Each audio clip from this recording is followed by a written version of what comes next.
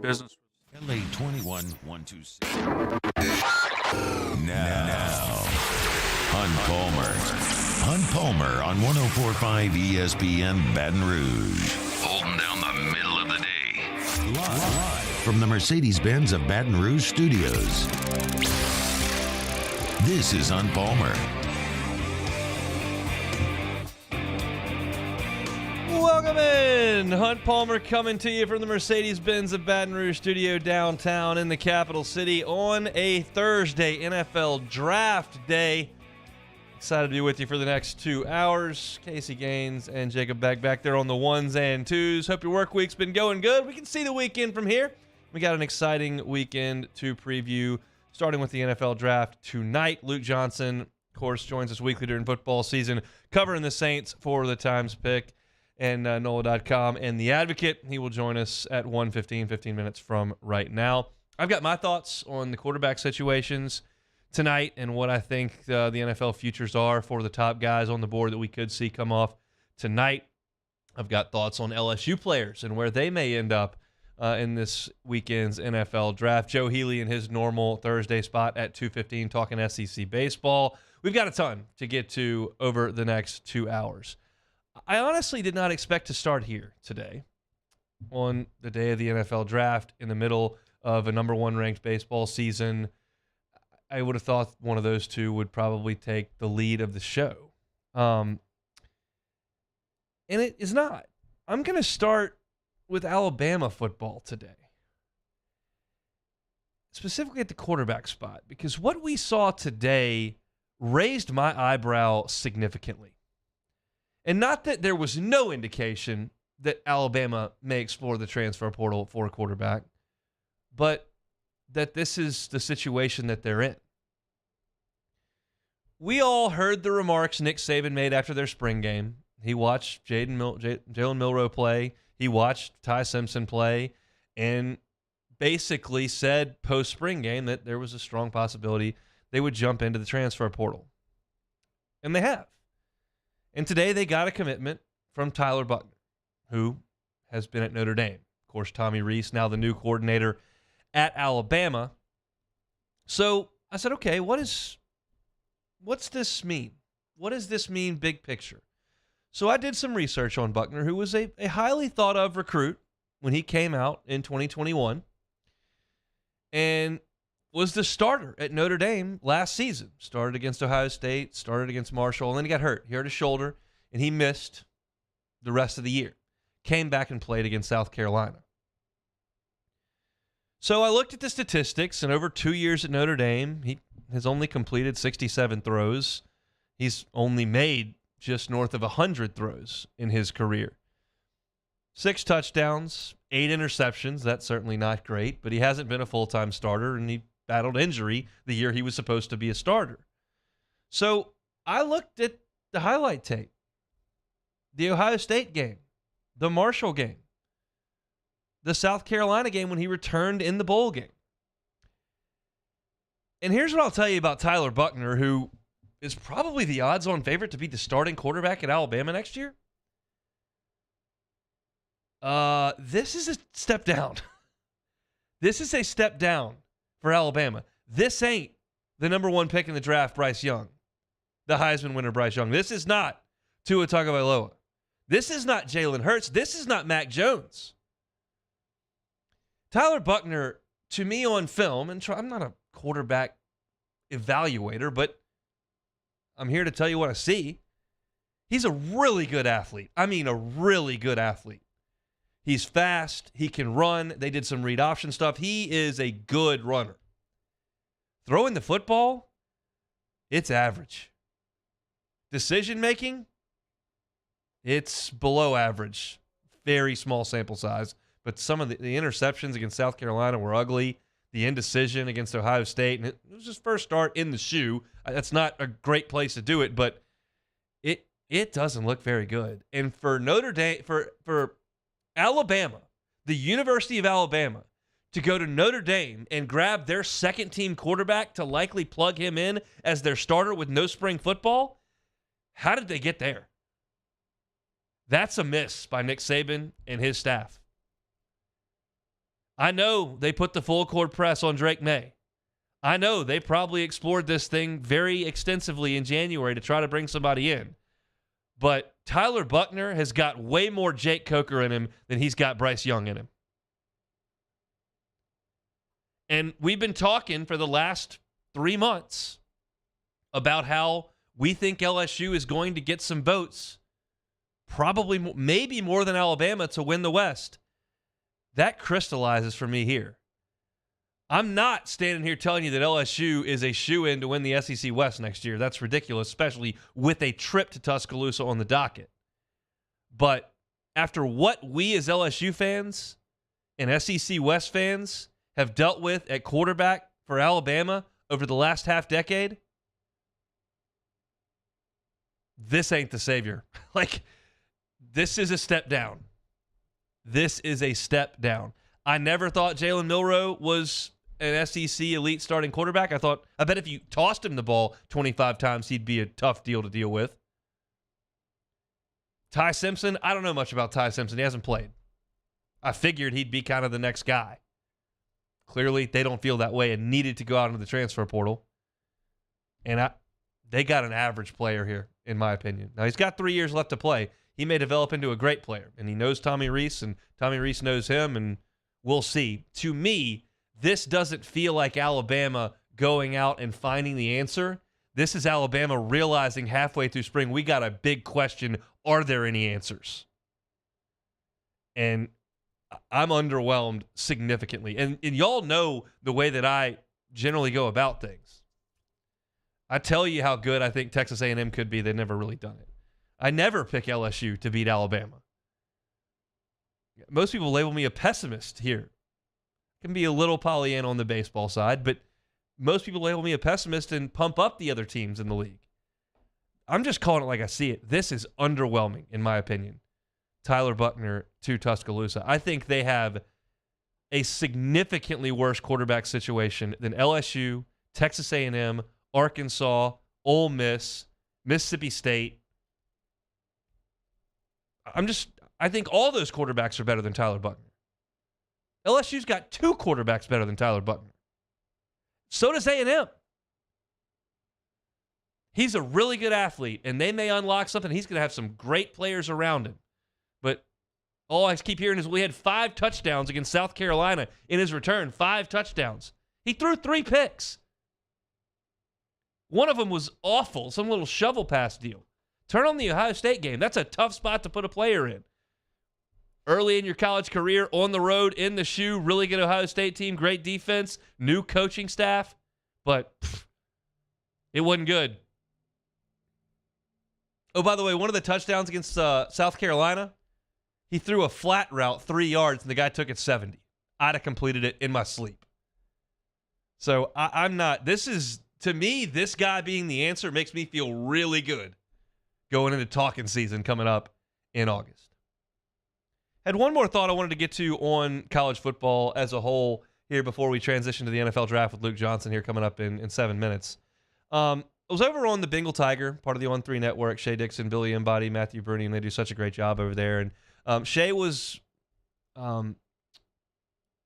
relaying to his subscribers kind of the plan for LSU over the next 48 hours as far as their staff goes. And you've got the dead period lifted. You can go out and do your evaluations and all that kind of stuff. And one of the concerns that I think some people had when Brian Kelly came in was, well, can he recruit the state of Louisiana? He's always been a national recruiting guy at Notre Dame, and he might want to continue to do some of that stuff. And I think a lot of that's been dispelled since Brian Kelly took over. But I'll tell you this, that staff, from the top of the food chain to the bottom of the recruiting ladder, is spending 48 hours in the state of Louisiana hitting just about every high school there is over the next 2 days. Nobody's getting on an airplane to go outside the state. Nobody's flying out to the East Coast. Nobody's going to Northern California. Nobody's headed up to the Midwest.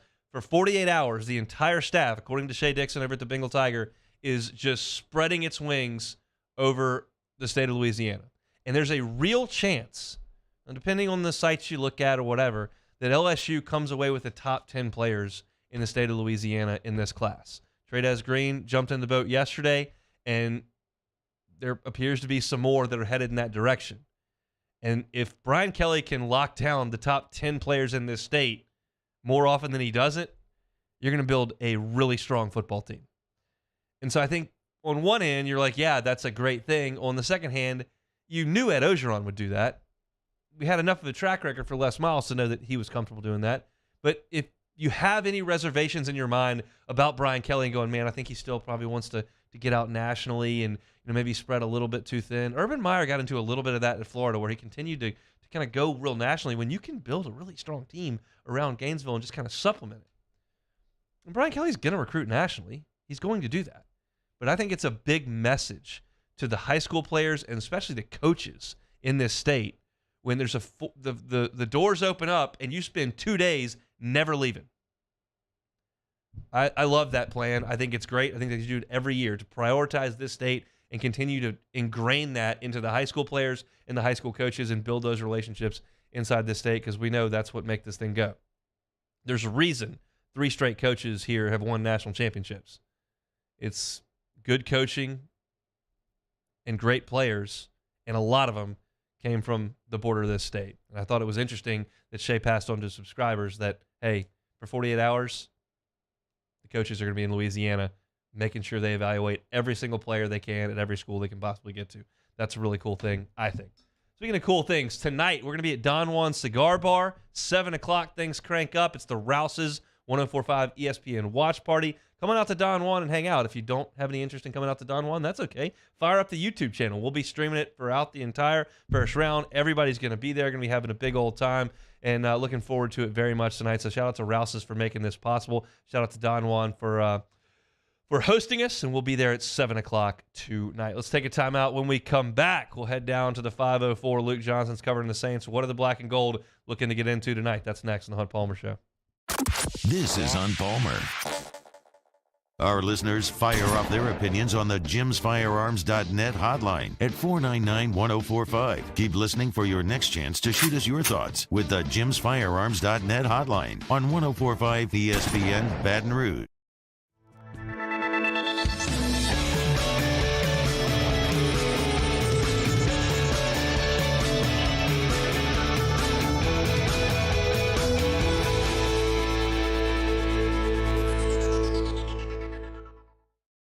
Each year, Guarantee Media hosts a radiothon to benefit Dreams Come True, the local organization that grants dreams to Louisiana kids suffering life-threatening illnesses and their families. We've interviewed these incredible kids, and their stories warm our hearts. And none of it would be possible without your help. So we're asking for your support in our effort to making more dreams come true. Each year, our Dreams Come True radiothon is powered by the Baton Rouge Clinic. Visit GuaranteeMedia.com to pledge your support today, and thank you. Hey there, little buddy. What's the matter? What's the matter? My windows, siding, and my door. That's what's the matter. Relief Windows can fix all that. I got you. Pop, pop. What's up? Oh my gosh, look! Curb appeal. That's a good-looking neighborhood. ReliefWindows.com. There it is, the extra mile, on the border of expected and extraordinary for those willing to go further, like vans customized for work or play, with safety and tech to keep you connected, supported by a 5-star sales, service, and finance team, and backed by the 1-star you know. So go the extra mile. It's never crowded, because so few have what it takes to go there. Mercedes-Benz Vans. Hey, what's up, y'all? It's that time again. It's heating up. Your boat's getting ready to come out and spend all summer on the water. It's time to take your boat to the next level with front-to-back boat service, where if you want an incredible custom speaker install, it's going to blow people away in the water, that's there for you. You want an HD sonar where you can see the fish under the water before you cast, beat all your friends, that's there for you at front-to-back boat service. So don't put it off. We got the parts in right now. Get them now before they go back on back order. Front-to-back boat service. Gulf Coast Office Products is a nationally recognized Savin office equipment dealer based right here in Louisiana. Over 100 employees strong, Gulf Coast has the boots on the ground to support all vertical markets, from education, engineering, legal, and finance. With the latest in office technology, from desktop to production segment units, Gulf Coast and Savin have the perfect fit for you. Call 225-756-2644. That's 756-2644 for Gulf Coast Office Products. All right, let's say ah.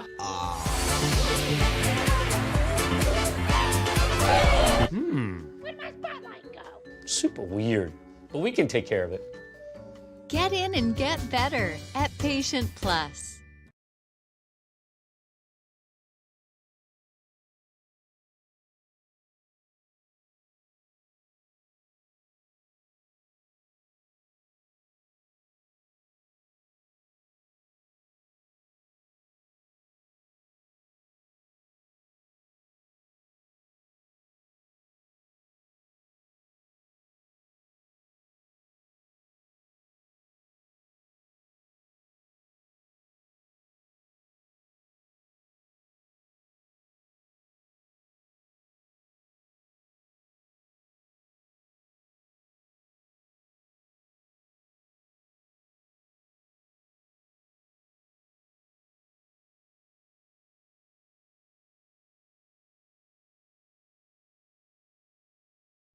Join me, Jimmy on Charles Hedger, Max. We're at Don Juan Cigar Bar. It's draft night. The big ESPN 104.5 draft party at Don Juan Cigar Bar. Show me the money. Game time on 104.5 ESPN Baton Rouge.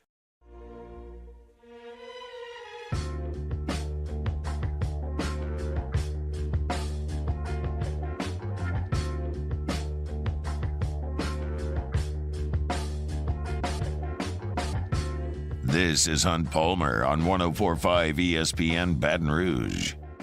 Joe Healy in his normal spot.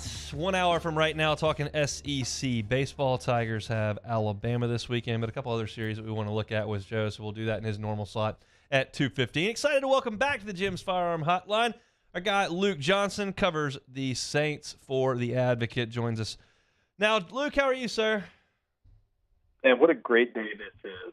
We get to stop just like BSing our way through draft coverage and pretending anybody knows what they actually say they know, and we get to actually just talk about some real stuff today. I'm pumped. Yeah, the draft coverage is tough when ESPN starts it in like early March, and you're like, when is this? Like 7 weeks from now?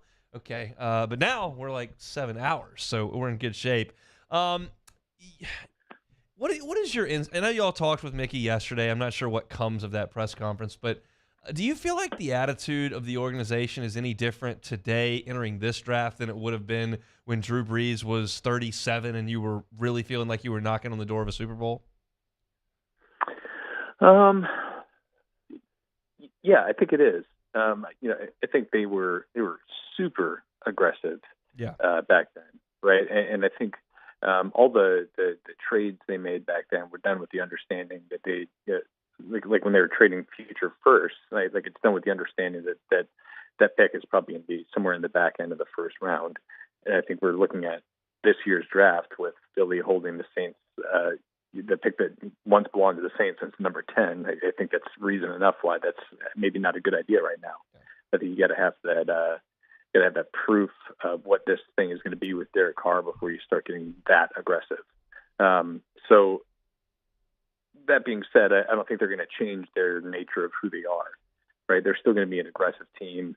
I think if they see somebody they really, really covet in the, 20 to 23 range, it wouldn't surprise me to see them, package their third rounder with their first rounder to move up and get the guy they want. That's just kind of who they are. I just don't think it's going to be quite as aggressive as it was when Drew's in the prime of his career and the tail end of his career, and you only have a couple years left.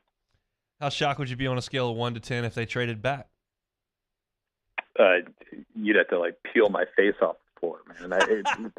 They haven't done that since 2007, and they have not done it in a major way. I don't think ever in Mickey Loomis's tenure, and we're talking going back to 2003. Right? Yeah, I'd be absolutely shocked. There's 20 straight trades up in the draft, and we're talking about 11 straight drafts where they've traded up. Or I'm sorry, no, even more than that. It's 2012 was the last time they didn't even do a draft day trade. 2007 was the last time they traded down. So 20 straight draft trades trading up. They're not trading. I think we've developed a trend here after 20 trades. Okay, so that's fascinating stuff, and it's not surprising, but it's fascinating. What is position one of need for the New Orleans Saints? Yeah, I think it's a really interesting question. I don't think they have one. There are positions they want to address more than others, right? But I think they've done a nice job of putting themselves in a position where they don't have to force the issue tonight, or really with any of their top. Let's just call it their top 3 picks, right? They're 3 top 100 picks. I don't think they have to be like, well, we really, really need a defensive end. So even though this other guy who we really like, a corner or a tight end or whatever the case may be, we have ranked higher than whoever's available at defensive end here. This is really a need for us. I think you can look at, okay, they could use some help at defensive end, at defensive tackle. I think it would be smart to add a contested catch guy, whether that's a receiver or a tight end, somebody you can trust on third down in the red zone. I think they could use help at linebacker and running back. But I don't think the need for a tight end or for a defensive end or defensive tackle is so great that it outweighs, like, let's say Michael Mayer is there at 29, who a lot of people are saying is the best tight end in this draft. Maybe they're like, well, this guy's really good. If Bijan Robinson slips to the back end of the first round and they're able to trade up for him, maybe they really, really covet somebody with his high-end elite skill set. Maybe they make a move for him. I just think they've put themselves in a position where they have so many options and they can take any route they really want. Bijan Robinson is interesting because you look at the Saints situation with a couple of running backs in their late 20s, and you got uncertainty around Kamara. I think it makes a ton of sense. I know that there's a thought of you don't draft running backs in the first round, and the Saints have had success going to get running backs later in the draft, but he seems like a little bit of a different cat. Yeah, he's the guy you break the rule for, yeah. Especially if you're not using a top 10 pick on a guy, right? And maybe somebody will, and this whole conversation is going to be moot. But if you're just talking about splitting the hairs, well, you don't use a round 1 pick. It's like, okay, well, do you use a round 2 pick? Like, do you use a top 40 pick on a running back? Like, what's the difference in 10 picks? And I think when you're talking about, the reason you don't do it is because they're a dime a dozen. It's like, well, okay, but like not everybody, like I don't care like how good a third round running back can be. Like Bijan Robinson is like a superstar. Yeah. And then when you're talking about money, it's like, okay, well, if they're going to be phased out by the time they're 29, 30 years old, then you should be getting the elite guys when they're 21, 22, 23. And even if you have a 5th-year option on those guys, I mean, we're talking about that being somewhere in the realm of like $8 or $9 million for a 5th year for an elite level player. I hate the argument so much. It's so stupid, especially when you're talking about the back end of the first round. When you're getting like a top 5 player in the draft, somebody who could be really dynamic weapon for your offense, could potentially change your offense, even as somebody who's not getting 25 touches a game. Do it and screw the people who think it's a dumb idea.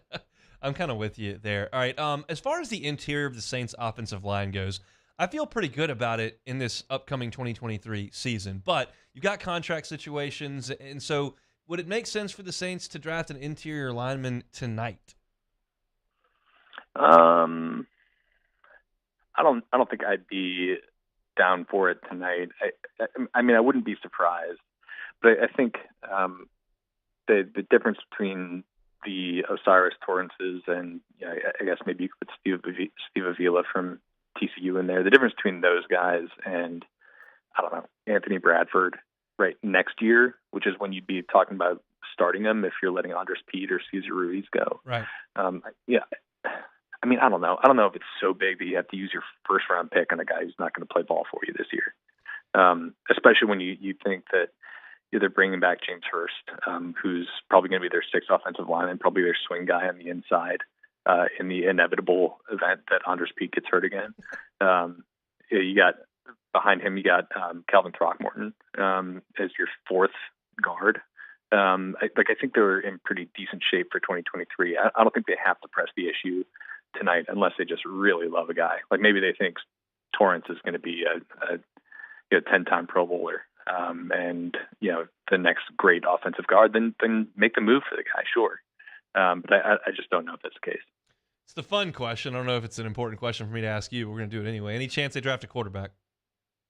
I don't think so. I think they're really pot committed to Derek Carr, and I think it would make a lot more sense considering they just spent $150 million on a guy to surround him with playmakers that will allow him to succeed than to potentially draft his, I don't even know if you could call him a successor. Like, at the end of a 4-year rookie contract, Derek Carr is going to be 36, and probably we've seen quarterbacks play very well into their late 30s. I'd be surprised. I just don't think it really aligns with the Saints' roster building strategy. They're playing to win now and playing to win this division now, and I think it would make a lot more sense to see them beef up the defense to make it even better because he's never played with a good defense, or to add even more skill position players around him to make him better than it would to see them draft a future successor. If you had to guess and wager $5, what position do you think the Saints draft tonight? I'm going to hedge a little bit and say defensive line. Yeah. Because I just think that's the most clear position where you're like, they could use some guys there, where it also lines up with, I think there are going to be some guys they could choose from there. Really, really like some of the defensive ends in this class. I feel like they fit the Saints prototype with the size and athleticism testing. And the guy I keep kind of coming back to is Clemson's Brian Brzee. College football fans will know him because he was the number 1 overall recruit a couple of years ago. Yeah. But he had an ACL injury in college, and then last year he was dealing with like a kidney infection, and his younger sister died tragically. And it was he had like a really tough stretch. But I mean, the guy's just an absolute physical freak. And the 1 year he was healthy at Clemson, his freshman year, he was really, really, really good. I think you could see just the projection of him being a Pro Bowl type defensive tackle, somebody who can give them some impact plays from the middle of their defense, which is what they've been lacking for. So he's kind of my guy, but I think there's a lot of edge rushers there. Clemson's Miles Murphy. If Lucas Van Ness falls into the 20s, maybe they make a move up for him. I really like Notre Dame's Isaiah Foskey. I think he checks like a bunch of boxes for them. And then there's this kid from Northwestern, Adetomiwa Adebawore. I think I said that right. 282 pounds, running a 4.49 40 at the combine. That's like, I'm sure the Saints scouts were just like, yes, love that. So out of all those guys, I feel like there's somebody there that is kind of going to be within the range. I would agree with that. 2 more here, Luke. We appreciate your time. I don't know how privy you are to any of this information. It may be none, but I think it's interesting nonetheless. How much input do you think Sean Payton had on their draft selections when he was head coach? 100%, 78%, 50%? How much influence do you think Sean Payton had? Yeah, I think it was probably somewhere in the 30-35% range. Okay. I think the Saints have a really, really collaborative draft room. I think they listen to everybody's voice. I think they listen to Kai Harley's voice, right? And he's known far and wide as their salary cap guy, their numbers cruncher, but they listen to what he thinks about people.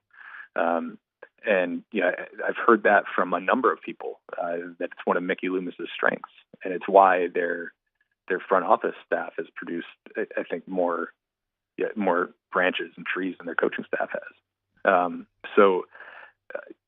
I think Sean had a voice. He had a very loud voice that carried weight, but I don't think it was like he was driving the decisions. It's really a collaborative room. And you would feel the same way about Dennis Allen? Yeah, I do. And obviously those two coaches probably prioritize two different sides of the ball. But I think if you look back at a lot of their high level draft picks in the last couple of years, specifically the years under Jeff Ireland when Sean Payton was here, a lot of them leaned toward the defensive end. Marshawn Lattimore and Peyton Turner, Marcus Davenport, Sheldon Rankins, Lante Taylor, I guess was last year, but I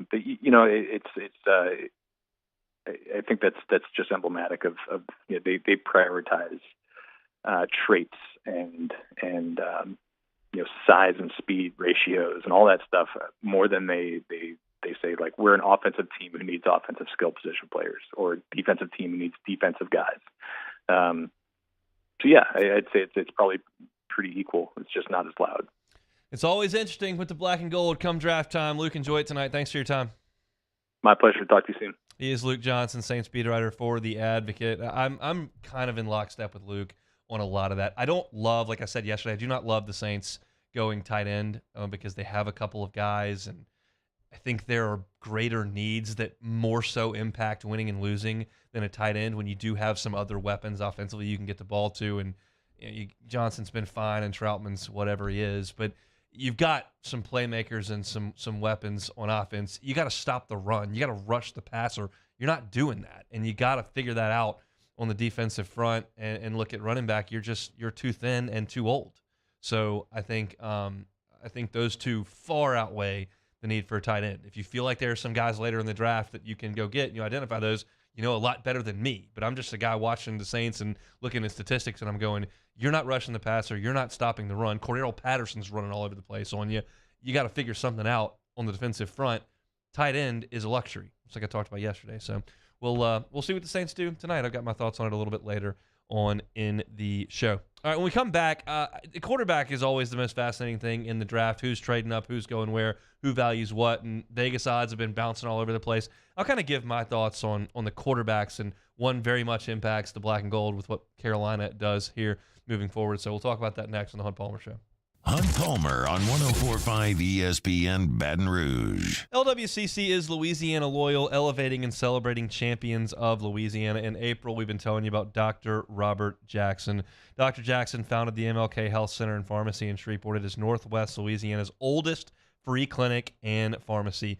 Pharmacy provides over $16 million in services to over 1,700 patients every single year. Look, the clinic operates at no expense to the patient and returns an average of $25 to the community for every $1 invested in the center. Dr. Robert Jackson loves his home in Northwest Louisiana, and he's doing his best to make it as good a place as it can be, and that's why he's a champion of Louisiana. If you know somebody like Dr. Jackson who's doing great philanthropic work in South Louisiana, North Louisiana, wherever it may be, LWCC, a Louisiana-wide company, wants to tell that story, and they let us do it right here on the Hunt Palmer Show. So go to lwcc.com/champions and nominate a champion of Louisiana like Dr. Robert Jackson, April's champion of Louisiana. LWCC is Louisiana Loyal. In times of need, get a full list of phone numbers, websites, and other important emergency information on the Demco Stormwatch page at 1045ESPN.com. Follow us on Twitter at 1045ESPN to cast your vote in the Citizens Bank and Trust Poll of the Day. Vote daily inside Off the Bench, anytime. Hunt Palmer. And after further review, Citizens Bank and Trust brings you the Poll of the Day via Twitter at 1045ESPN. I've been doing business with Luba for 25 years. They're dependable, trustworthy. It's just the attention to detail with our clients. Our folks have years and years of experience. They're highly trained professionals, but many companies have that asset. What I'd like to think makes Luba a bit different is that we use those talents in a way that truly is dedicated to serving the needs of the folks who depend on us. All right, let's say ah.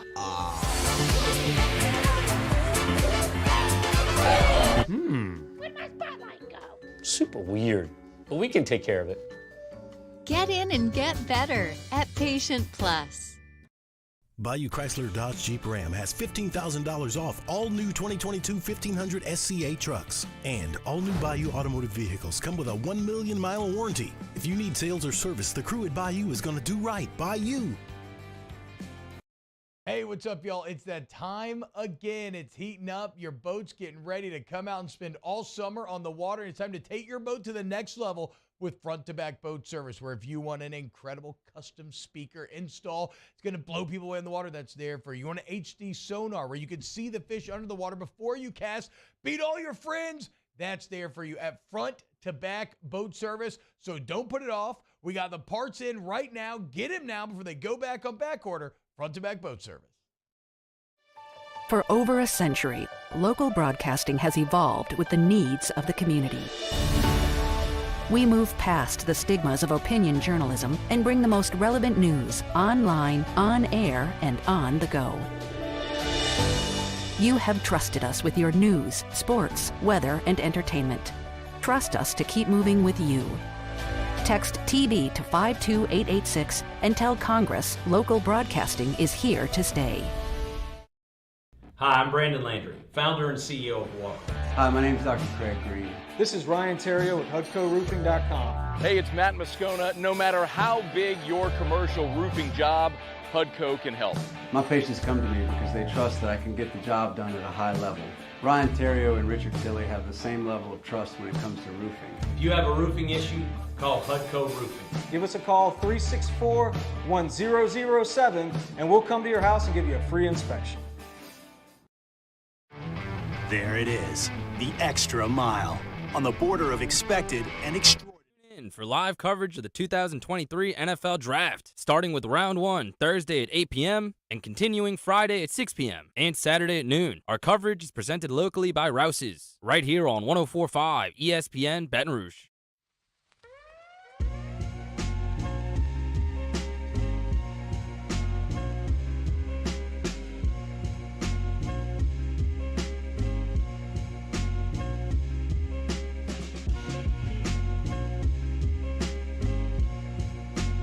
You're listening to Hunt Palmer on 104.5 ESPN Baton Rouge. So the most fascinating thing in the draft is, generally speaking, outside of your team of preference, is the quarterbacks. Who's trying to push off the dock with a new quarterback to figure this thing out? You either have your guy or you don't, and if you don't, you're in desperate search of him. And tonight, some teams are going to try to change the course of their franchise with quarterbacks. And I do think all 5 will go in the first round. That's just the way this thing usually works out. They usually don't slide very far. People get antsy, they get aggressive, they come, they attack, and they get their quarterback. And I think Bryce Young, C.J. Stroud, Will Levis, Anthony Richardson, and Hendon Hooker will all be drafted in the first round tonight. I'm not going to sit here and pretend for 1 second, just as I said in the opening segment, talking about the Alabama quarterback situation and then bringing in Tyler Buckner, that I'm some sort of quarterback guru, expert analyst. I'm not. But I watch football like y'all, and I think it's interesting to talk about. And I'll give my thoughts on the quarterbacks because this year seems to be fairly polarizing with number of players because there are significant flaws in all these quarterbacks. Bryce Young is small. C.J. Stroud, whatever the score was on this cognitive test, Will Levis is erratic and statistically wasn't great this past year. Anthony Richardson hasn't played a ton of football. Statistically was pretty poor relative to the first round of the NFL draft this year. Hendon Hooker's coming off knee surgery and hadn't played very much football. So there are significant issues with all of them. There is not, and I'm probably missing some surefire quarterback along the way, but Joe Burrow felt pretty rock solid. Andrew Luck felt pretty rock solid. And sometimes there's a guy that comes out like that, and I don't think any of these guys are like that. Y'all have heard me talk all season long about how much I think of Bryce Young. He is the best quarterback who has ever played at the University of Alabama. It warms my heart they never won a championship with him. But he's the best. And I would take him first in this draft if I'm Carolina. And I don't, like I've heard Charlie say I wouldn't take him, he's too small. I heard Hester this morning on their show say I wouldn't worry at all about the size because they can't hit quarterbacks. I'm right down the middle of that. I'm taking Bryce Young, understanding the risk that he may get hurt. It may be a Tua situation where he just can't quite stay healthy. But I like the upside, and my bet, if I'm betting on a quarterback, my bet is on an extremely accurate quarterback that processes information excellently, produces at a high level, and doesn't turn it over. I've got all that in Bryce Young, as opposed to taking Will Levis, who's got every physical tool I could want, but is going to have to learn to process the information, to make the correct play, and throw it accurately. Because Will Levis has some tools that Bryce Young doesn't. I'm betting on Bryce staying healthy and doing all the things he already does, as opposed to betting on Will Levis learning to do the things that he doesn't do very well right now. And every single person who talks about Will Levis is going to tell you about Josh Allen. And there just aren't that many Josh Allens out there. Iffy college career, may have turned it over a little bit erratic throwing it, but big, physical, strong, fast. Okay. And that's what Levis is. I'm not taking him with the 4th pick in the draft. Sorry. So for me, Bryce Young, top of the food chain. I'm taking him with the 1st pick in the draft. To me, if I'm Houston and I'm sitting there at 2, I'm taking C.J. Stroud. C.J. Stroud, wildly productive at Ohio State. Excellent 2 years as the starter there. He threw 85 touchdowns and 12 picks. Completed 70% of his throws. And the Georgia tape is excellent. I like C.J. Stroud a lot, and he's bigger. I just like Bryce Young more. In an era where quarterbacks are now not as much sitting in the pocket and just letting it rip John Elway style, they're actually moving around in the pocket a lot, getting on the perimeter, avoiding pass rushers, making throws on the run. It looks more like Patrick Mahomes and Josh Allen running around making plays than it does John Elway or Troy Aikman putting feet in cement and ripping it down the field. And Bryce Young, C.J. Stroud gives you that. Look at the touchdown he threw in the back corner of the end zone against Georgia. He gives you plenty of that. I think Bryce Young's better at it. And I would take Bryce Young first, and if I'm second, I'm taking C.J. Stroud. After that, I'm okay with a team going with Will Levis in the middle of the 1st round, even though I don't think it's going to work. I'm not anywhere near Anthony Richardson. I'm sorry. I know he's big and fast and strong. But look at his time in Gainesville. He's completing around 54% of his throws, 17 touchdowns to 9 picks last year. I watch the guy play every week. He's not a 1st-round pick. Yeah, nice run against LSU. Way to rip it off 70 yards. That was really cool. And not that many quarterbacks can do it. But I need you on 3rd and 11, man. And it's erratic. It doesn't look smooth. It's not accurate. It's just, no. And yeah, Josh Allen got better. And yeah, Jalen Hurts got better. And those are big, strong, physical guys that run a lot. And it's not impossible. I am not anywhere close to betting on it. In fact, I would bet against Anthony Richardson as an NFL quarterback. I do not understand this at all. Again, this goes back to, are you going to bet on teaching a guy to do some different things and get better? Or are you going to bet on a guy staying healthy that is already doing some of these things? And I already told you that Bryce Young's already doing some of these. So is Hendon Hooker.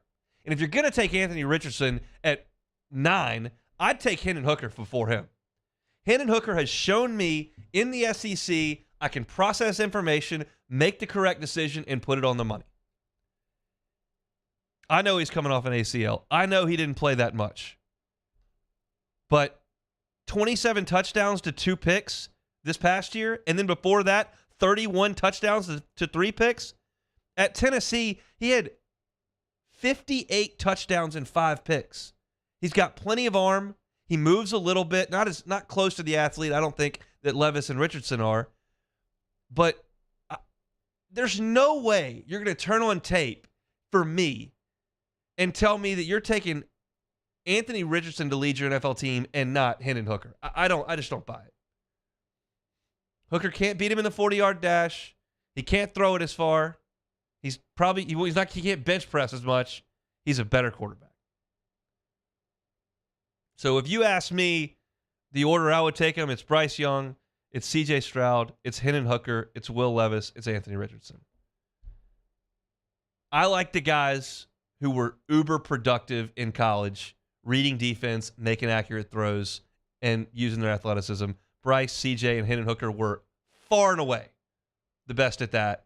The other two guys, man, are you betting on the come. And if I'm going to do that, it just doesn't happen very often. Dak Prescott doesn't happen very often. Get him in the middle rounds, and it just kind of become, and he was super productive, but nobody really thought of him as an elite level prospect.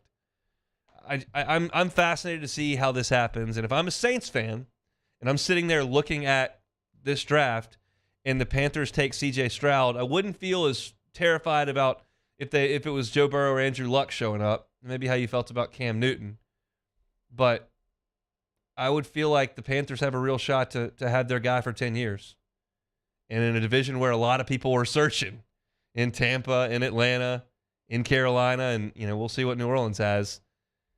If you get your guy and yours is the best guy in the division, all of a sudden you may have a good little stretch of football in you. We'll see. Going to be fascinating stuff tonight in the NFL draft. 104.5 ESPN Baton Rouge and the Baton Rouge Clinic bringing the Dreams Come True Radiothon. Dreams Come True is an unbelievable organization designed to help grant dreams for children with life-threatening illnesses and their families. Dreams Come True Radiothon presented today by Service Chevrolet. You can donate today at 1045ESPN.com. Every $5 donated gets an entry into our raffle. We've got great stuff. Aaron and Austin Nola autographed bat, ball, picture. Justin Jefferson autographed helmet. Justin and Jamar framed wall print. Go to 1045ESPN.com and donate. Just about out of time. We got 3 more days here of the Dreams Come True Radiothon. It's been a fantastic run. Thanks to you all for being such great listeners, so supportive of Dreams Come True. Just a wonderful cause that we're lucky to be able to help with here at Guarantee Media. We'll come back. Big news for Kim Mulkey. That's next. Hunt Palmer on 104.5 ESPN Baton Rouge. The NBA playoffs are here, and you can turn crossovers into cash with FanDuel. Just visit FanDuel.com/1045ESPN right now and place a $5 bet. You'll get an instant $150 back in bonus bets, win or lose. Great promotions like this every day over at FanDuel. It's safe, it's secure, and the best part, when you win, you get paid instantly. There's no better place to bet all the playoff action than America's #1 sportsbook. Just go to FanDuel.com/1045ESPN and sign up to get $150 in bonus bets when you bet your first $5. FanDuel, official sports betting partner of the NBA. Must be 21 and present in Louisiana. Bonus issues and non-withdrawable bonus bet that expires 7 days after receipt. Restrictions apply. See full terms at FanDuel.com/sportsbook. If you're somebody who has a gambling problem and wants help, call 1-877-770-STOP. Our listeners fire off their opinions on the JimsFirearms.net hotline at 499-1045. Keep listening for your next chance to shoot us your thoughts with the JimsFirearms.net hotline on 104.5 ESPN Baton Rouge. Hey, it's Matt Musso. Join me Monday through Friday for your daily update on LSU baseball with Musso at the Box, presented by New Orleans Flooring. Wherever you get your podcast, Apple, Spotify, Google, and check out New Orleans Flooring. 2 locations, Metairie and Prairieville, or NOLAFlooring.com. Hey, what's up, y'all? It's that time again. It's heating up. Your boat's getting ready to come out and spend all summer on the water. It's time to take your boat to the next level with front-to-back boat service, where if you want an incredible custom speaker install, it's going to blow people away in the water, that's there for you. You want an HD sonar where you can see the fish under the water before you cast, beat all your friends, that's there for you at front-to-back boat service. So don't put it off. We got the parts in right now. Get them now before they go back on back order. Front-to-back boat service. Follow us on Twitter at 1045ESPN to cast your vote in the Citizens Bank and Trust Poll of the Day. Vote daily inside Off the Bench, anytime. Hunt Palmer. And after further review, Citizens Bank and Trust brings you the Poll of the Day via Twitter at 1045ESPN. There it is, the extra mile. On the border of expected and extraordinary. For those willing to go further. Like vans customized for work or play. With safety and tech to keep you connected. Supported by a 5-star sales, service, and finance team. And backed by the 1-star you know. So go the extra mile. It's never crowded because so few have what it takes to go there. Mercedes-Benz Vans. The world's leaders in obesity research, obesity medicine, and obesity science are right here. We're doing something that no one's ever done, or trying to answer a question that no one's ever asked before. Pennington is a real jewel when it comes to research. We are finding the solutions to the world's worst chronic disease which is obesity. Louisiana needs Pennington Biomedical. Gulf Coast Office Products is a nationally recognized Savin office equipment dealer based right here in Louisiana. Over 100 employees strong, Gulf Coast has the boots on the ground to support all vertical markets from education, engineering, legal, and finance. With the latest in office technology from desktop to production segment units, Gulf Coast and Savin have the perfect fit for you. Call 225-756-2644. That's 756-2644 for Gulf Coast Office Products. I've been doing business with Luba for 25 years. They're dependable, trustworthy. It's just the attention to detail with our clients. Our folks have years and years of experience. They're highly trained professionals. But many companies have that asset. What I'd like to think makes Luba a bit different is that we use those talents in a way that On Friday's OTB, we'll recap all the NFL draft round 1 action and look forward to rounds 2 and 3, plus get you ready for baseball in the box. LSU, Bama, off the bench, 7 to 10 a.m., 104.5 ESPN.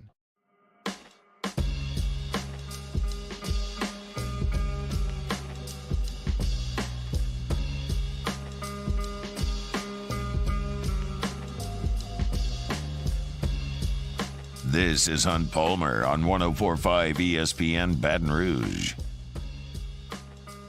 Shout out to Matthew Bruni over at the Bengal Tiger, part of the On3 Network, who last night checked in with the subscribers over there at Bengal Tiger and said, hey, Haley Van Lith, tomorrow morning, about 10 o'clock, coming to LSU. And fast forward a couple hours to 10 o'clock this morning, and Haley Van Lith picked LSU. It is the number 1 transfer portal get in the country for Kim Mulkey and the defending national champs. They add a 20-point-per-game scorer, an All-American to the backcourt to pair with Flo J. Johnson, to Michaela Williams, the number 1 player in the country who comes in as a guard. Still got Angel Reese in the post. Aaliyah Del Rosario, a 5-star freshman, coming in to play the post as well. Oh, by the way, Kateri Poole's still there. Last year, Poa's still there. I could keep going, but this is a monster get for Kim Mulkey and the Lady Tigers. And what this does with Haley Van Lith and Flau'jae and Michaela Williams on the perimeter forces teams to spread the floor.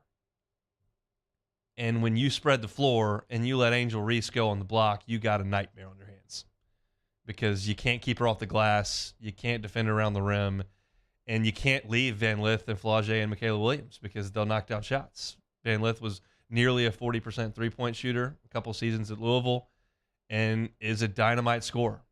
And this is a lot in credit to Kim Mulkey's ability to recruit and LSU's brand and LSU's ability to win a national championship this past year and the players they've got coming back. And a lot of that has a lot to do with this. But I'll tell you what also has something to do with it is the fact that LSU is elevating some of these athletes onto a platform where real money is very available. And we've seen Livy Dunn, who's on SportsCenter's swimsuit issue now, and is making a ton of money through NIL. Angel Reese has over 3 million followers on Instagram. That's cash. And Haley Van Lith is interested in that. And she came in and she met Livy Dunn and she met Angel Reese. And she saw some of the gymnastics girls that have elevated their profile.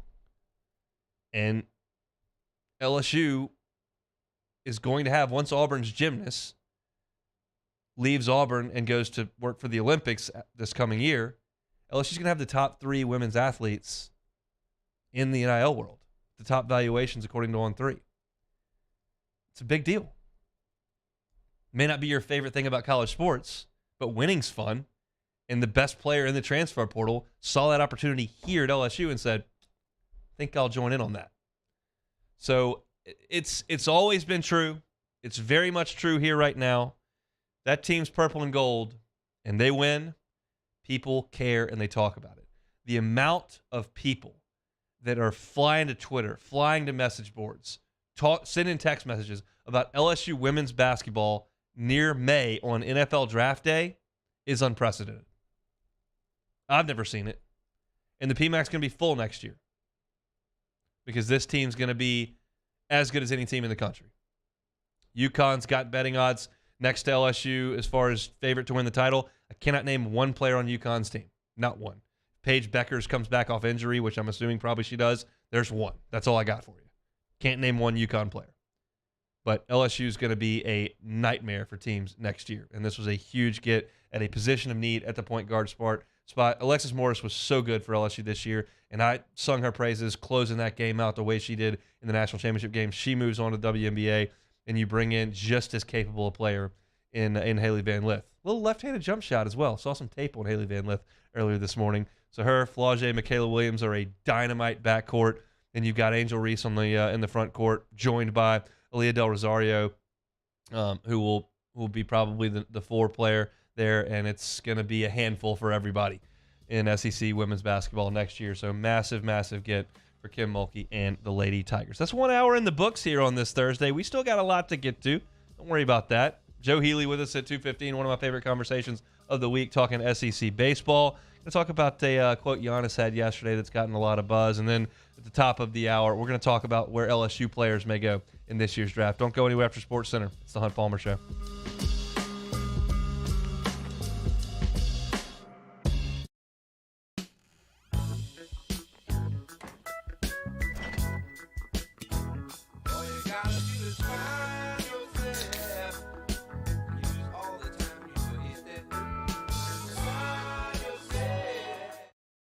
Bayou Ford has $2,000 off MSRP plus 2.9% APR for 84 months on new 22 Ford Expeditions. And all new Bayou Ford vehicles come with a 1 million mile warranty. The crew at Bayou Ford is going to do right by you. Electricity is all around us, and our families depend on it. Every day is sparked by the power of a cold drink or a warm meal, a movie night, and a comforting light at the end of a dark hallway. From sunrise to sunset, playtime to bedtime, our team is ready to take care of your electrical needs. Even in the case of an after-hours emergency, the light in your life shines brighter with Mr. Electric. Turn my music high, high, high, high, yeah. You don't know what you're doing. Sure I do. I'm from the streets where the hood can swallow on me. Bullets will follow on me. There's so much that you can run the slalom. The cops comb this top to bottom. They say that we are prone to violence, but it's home sweet home. With personalities clash and chrome meets chrome. Prices up and down like this Wall Street. Hey, what's up, y'all? It's that time again. It's heating up. Your boat's getting ready to come out and spend all summer on the water. It's time to take your boat to the next level with front-to-back boat service, where if you want an incredible custom speaker install, it's going to blow people away in the water, that's there for you. You want an HD sonar where you can see the fish under the water before you cast, beat all your friends, that's there for you at front-to-back boat service. So don't put it off. We got the parts in right now. Get them now before they go back on back order. Front-to-back boat service. There it is, the extra mile, on the border of expected and extraordinary, for those willing to go further, like vans customized for work or play, with safety and tech to keep you connected, supported by a 5-star sales, service, and finance team, and backed by the 1-star you know. So go the extra mile. It's never crowded, because so few have what it takes to go there. Mercedes-Benz Vans. Gulf Coast Office Products is a nationally recognized Savin office equipment dealer based right here in Louisiana. Over 100 employees strong, Gulf Coast has the boots on the ground to support all vertical markets, from education, engineering, legal, and finance. With the latest in office technology, from desktop to production segment units, Gulf Coast and Savin have the perfect fit for you. Call 225-756-2644. That's 756-2644 for Gulf Coast Office Products. I've been doing business with Luba for 25 years. They're dependable, trustworthy. It's just the attention to detail with our clients. Our folks have years and years of experience. They're highly trained professionals, but many companies have that asset. What I'd like to think makes Luba a bit different is that we use those talents in a way that truly is dedicated to serving the needs of the folks who depend on us. Hi, I'm Brandon Landry, founder and CEO of Walker. Hi, my name is Dr. Craig Green. This is Ryan Terrio with HUDCORoofing.com. Hey, it's Matt Moscona. No matter how big your commercial roofing job, HUDCO can help. My patients come to me because they trust that I can get the job done at a high level.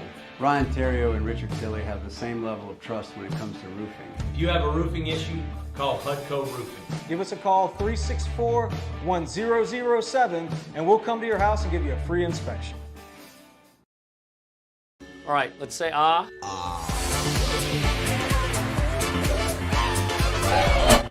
This is SportsCenter. I'm Doug Brown. The start of the NFL draft now just hours away. The Panthers are expected to take Alabama quarterback Bryce Young with the first pick. But what about the Texans with the number 2 pick? ESPN's Mike Tannenbaum. If you're Houston, how can you pass on C.J. Stroud? Here's a guy that could come in and be your starter from day one. We could argue if he's going to be an A, an A-, or a B, but my gosh, he's a really, really good player. Mike Tannenbaum on Fitz and Harry. Both Mel Kiper Jr. and Todd McShay have the Texans taking a defensive player with that number 2 pick. Our ESPN radio draft coverage starts at 7 Eastern. The draft is also on ESPN, ABC, and the ESPN app at 8 Eastern. Jaguars offensive lineman Cam Robinson faces a multi-game suspension for violating the NFL's policy on PEDs. He missed the last 3 games last year with a right knee injury. The Knicks are moving on to the Eastern Conference semifinals, but center Jericho Sims is not. He'll miss the rest of the playoff run after right shoulder surgery. Coming up Friday, as the Lakers get ready to play a huge Game 6 in L.A. against the Grizz, I'll tell you why you should be concerned. Yeah, Key, I'm talking to you. Keyshawn, J. Will and Max, 6 a.m. Eastern on ESPN Radio, ESPN2, and ESPNU.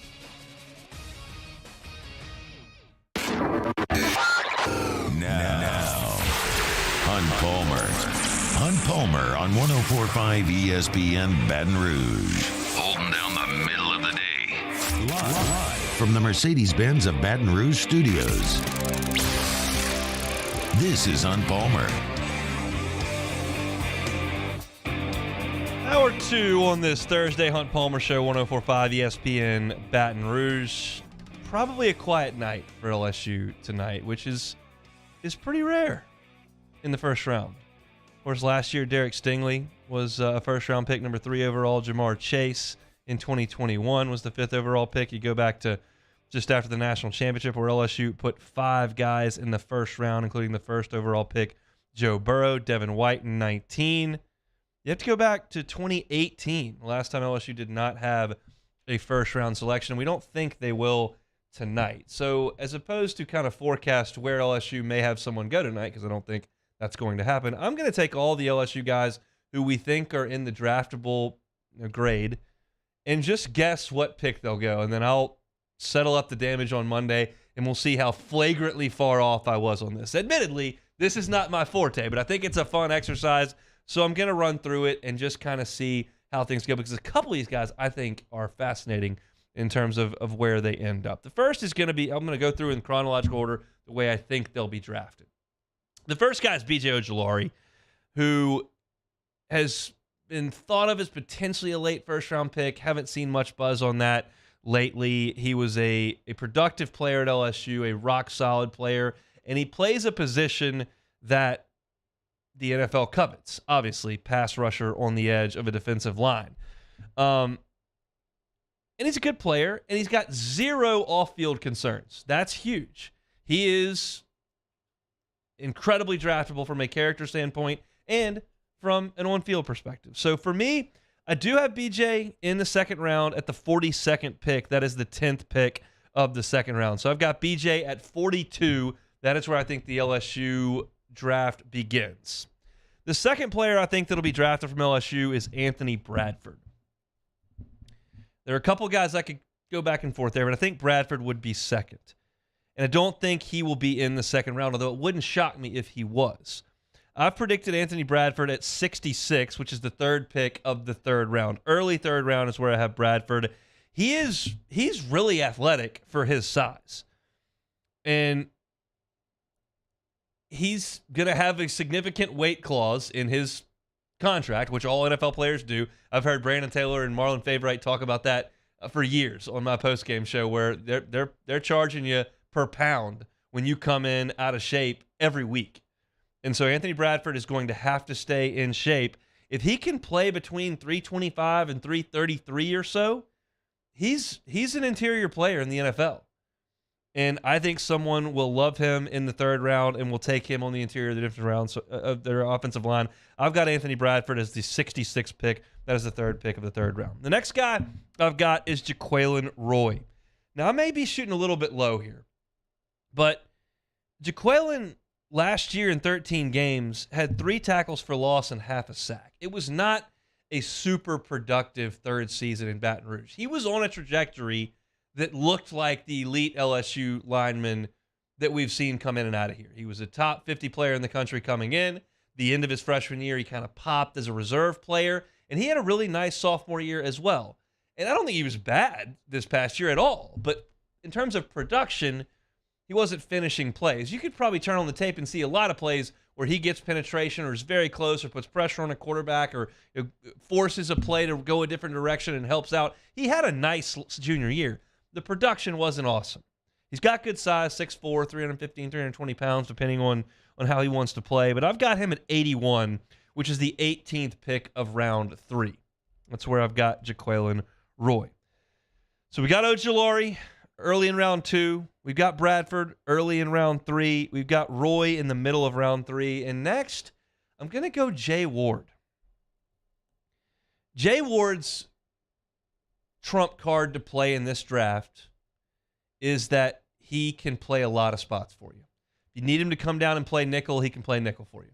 If you need him to go back and play safety, he can play safety for you.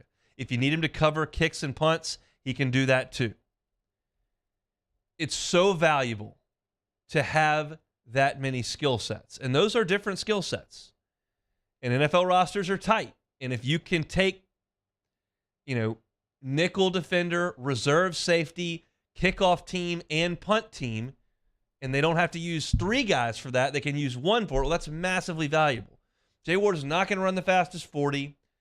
He's not going to get the highest vertical, but he played a ton of college football. He was pretty productive in doing so, and he's incredibly versatile, which is his calling card. He played in 46 college football games for LSU. So I think Jay Ward goes 140th. That is early in round 5. The 5th pick of round 5 is where I've got Jay Ward. So at this point, you're listening to me and you're going, wait, you got Ojulari, you got Bradford, Roy, Jay Ward. Where's Kayshawn? Here's where I got him. Kayshawn had the triple whammy. Injury, 1. Got hurt a couple times at LSU. Production stalled. On-field performance slipped. That's 2. And then now you got off-the-field stuff. And trust me, whether you or I know what happened with Kayshawn at the end of his time in Baton Rouge, the NFL does. I've known personally a couple of guys who have been drafted, and the amount of phone calls that the people around them get is borderline shocking.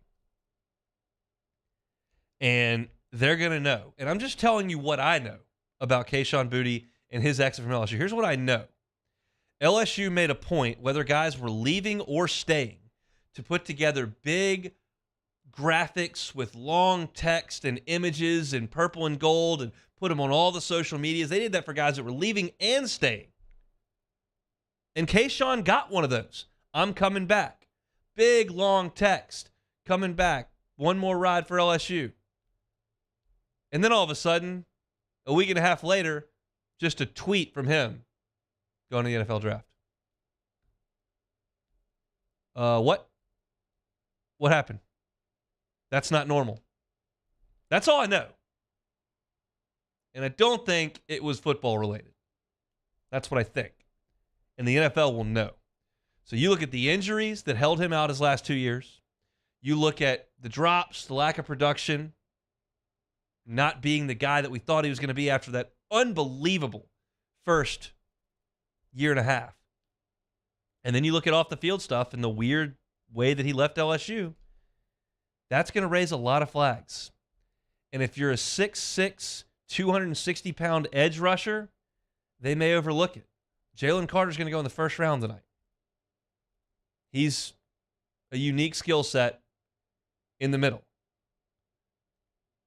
If you're a 6'1" wide receiver who had the slowest time at the combine and not a great vertical, they can find another one.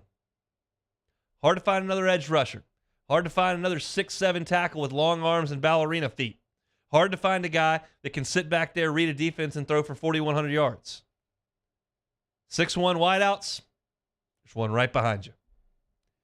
And I just don't think that early season production, which is Keyshawn's best attribute, is going to carry the day.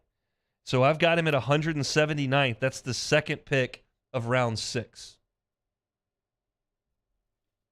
If you went in the third, would I be shocked? No. If you went in the second, would I be shocked? Yeah. If you went in the first, I'd be stunned. That's not going to happen. We know that. But I've got him at the second pick of round 6. That's one of the more fascinating factors of this LSU draft is Keyshawn. I think Mekhi Garner is going to get drafted. Not a guarantee, but I think he is. That size, LSU played him a lot in man-to-man. I think the step up from Louisiana Lafayette to the SEC helps him. So I've got him at 204, which is the 27th pick of the 6th round. Back half of the 6th round, I got Mekhi Garner here. I think he's worth a shot. That size, that range, that strength, good man-to-man corner. I think he's got a chance to get drafted. I've got him in the 6th round. I've got one more for LSU. That is Ali Gay. I think he will go in the 7th round. I've got him at 231. That's the 14th pick of the 7th round. Jart Bernard Converse, I wanted to throw in, maybe drafted, maybe not. I think he's got a chance to make a team. The size and the measurables with him are pretty average. So I'm hoping he catches on somewhere because I think he had a really nice year for LSU, but I did not include him there. So I've got Ojulari, early round 2, Bradford, early round 3, Roy, middle of round 3, Ward, early in round 5, Keyshawn, early in round 6, Mekhi Garner, late in round 6, and Ali Gay in the middle of round 7. We'll see how I did when the dust settles on Monday, but those are my thoughts. Draft party tonight, Don Juan Cigar Bar. It's presented by Rouse's. Come on out and see us at Don Juan. We're going to be having a lot of fun starting at 7 o'clock. It's a really great place to hang out, watch the draft. If you can't make it out to Don Juan, watch us on YouTube. We're going to be streaming throughout the entire first round. Matt's going to be there, Hanny, Jimmy, myself. The whole crew is going to be there. T-Bob will be there. So it's going to be a lot of fun. Very much looking forward to our draft party tonight. Shout out to Rouse's for making it happen, for Don Juan for hosting us. We're looking forward to getting out there at 7 o'clock tonight. Joe Healy coming up next from D1 Baseball. It's the Hunt Palmer Show. This is Hunt Palmer. In times of need, get a full list of phone numbers, websites, and other important emergency information on the Demco Stormwatch page at 1045ESPN.com.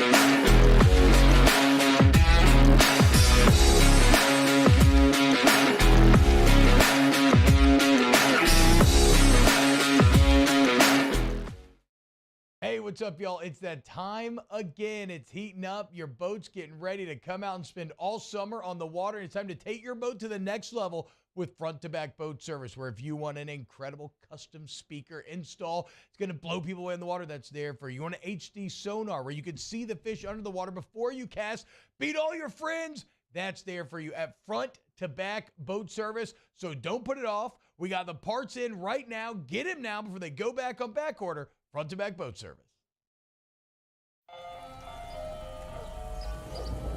Hey there, little buddy. What's the matter? What's the matter? My windows, siding, and my door. That's what's the matter. Relief Windows can fix all that. I got you. Pop, pop. What's up? Oh my gosh, look. Curb appeal. That's a good-looking neighborhood. ReliefWindows.com. There it is, the extra mile, on the border of expected and extraordinary, for those willing to go further, like vans customized for work or play. with safety and tech to keep you connected. Supported by a 5-star sales, service, and finance team. And backed by the 1-star you know. So go the extra mile. It's never crowded because so few have what it takes to go there. Mercedes-Benz Vans. Gulf Coast Office Products is a nationally recognized Savin office equipment dealer based right here in Louisiana. Over 100 employees strong, Gulf Coast has the boots on the ground to support all vertical markets, from education, engineering, legal, and finance. With the latest in office technology, from desktop to production segment units, Gulf Coast and Savin have the perfect fit for you. Call 225-756-2644. That's 756-2644 for Gulf Coast Office Products. I've been doing business with Luba for 25 years. They're dependable, trustworthy. It's just the attention to detail with our clients. Our folks have years and years of experience. They're highly trained professionals. But many companies have that asset. What I'd like to think makes Luba a bit different is that we use those talents in a way that truly is dedicated to serving the needs of the folks who depend on us.